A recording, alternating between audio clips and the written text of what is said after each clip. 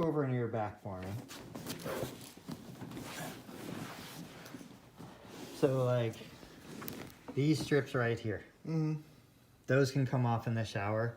The incision's totally sealed. Everything looks awesome. These guys here along the side, same thing. I would go ahead. How many weeks has it been since surgery? I think it's Friday, it'll be the 4th. Yeah. A month. Yeah. So 2 weeks is like at the short end. By a month, we're done. Like when you take a shower, pull all those strips off, everything looks awesome. Cool.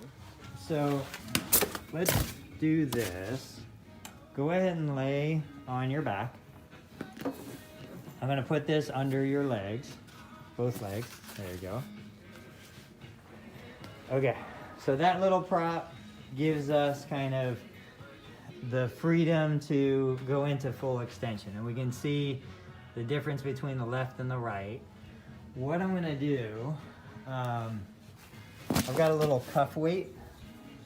I'm gonna add a couple weights to it,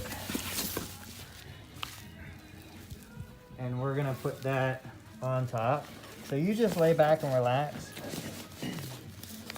This adjustable weight, we're going, I think each one of these is 2 pounds. The total weight is 10 pounds if they're all in.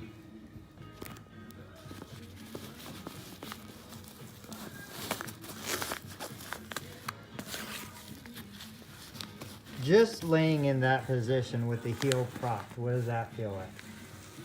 Feels a little tight. Okay, so I'm gonna put this just above the knee.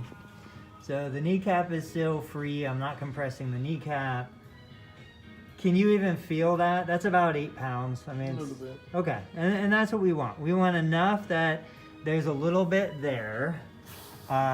Certainly you're not touching anywhere like through the calf or anything like that.